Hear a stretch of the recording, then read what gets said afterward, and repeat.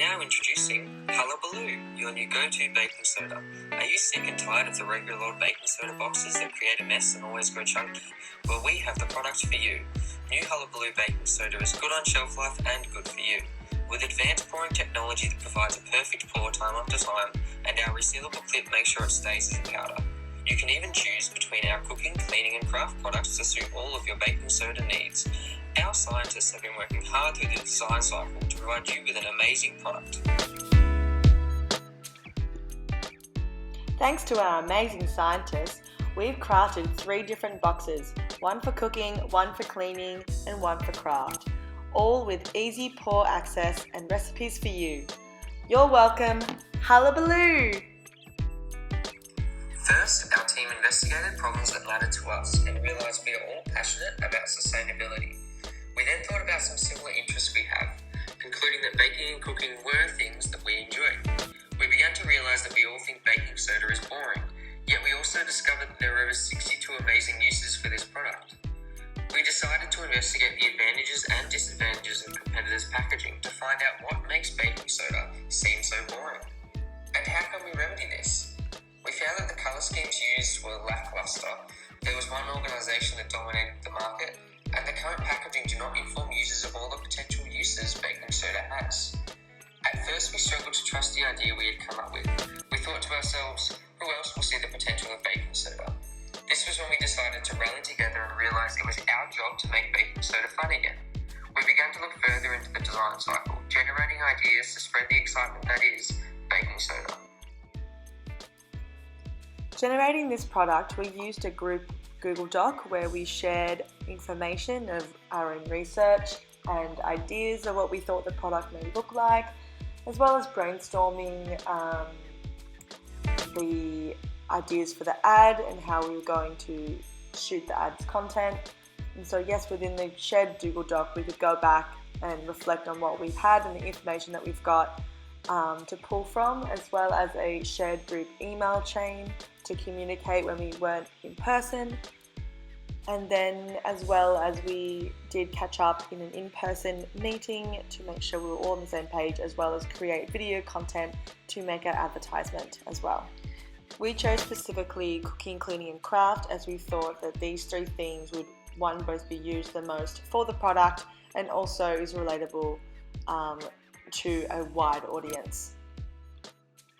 Throughout the producing phase of this design cycle, we applied everything that we had learned in the generating phase in order to create our own product. So we used a paper cutting machine called a Cricut in order to design our final product based on some prototypes that we had made. We decided we liked the look of a milk carton design in order to incorporate things like a spout for easier pouring, and so that we could change the colour of the packaging depending on what the use of the product was.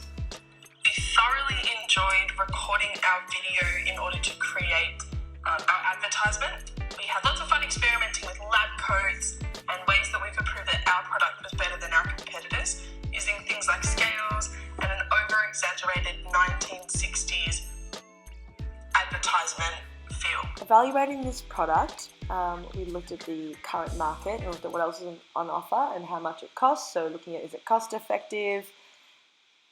Is ours, how can we make ours better than what's on the market at the moment? Well, why will people buy our product and not other people's products? And then also looking to the future, predicting further developments of how we can make it more accessible.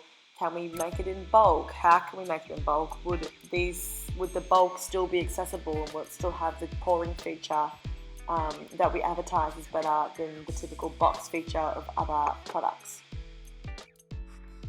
After creating our product and testing it several times, we looked into the future and discussed how we would make this product if we were to mass produce it.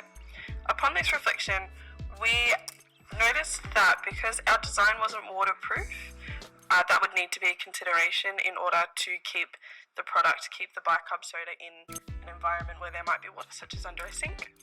We also discovered that including a funnel within our design was very tricky. Even though the milk carton design did help, that was something that we were going to need to adjust for in future. as we were developing this artifact, we discovered that because we all had our practical placements at various times, it was quite difficult to be able to all be available in order to create the product and go through this process together. So in future, that's something we would Reflecting like to on this improve product, on I really and make enjoyed sure that it the works better. generating and investigating section of the design cycle. I found that the most stimulating for me, and I found the evaluating and I guess the realism section of the design cycle a bit more limiting, as it brought into a lot of the barriers of the imagination, but obviously just as important to make sure that it's real. Being afforded an opportunity to explore the design cycle in such a way was really awesome, and I feel like it's really solidified my knowledge and understanding of the design cycle and how to apply it in a classroom setting. It's been really awesome to use this in a practical sense and end up creating a product ourselves, much like we will ask our students to do in future. And it was heaps of fun being able to design and add a video presentation to go along with our product.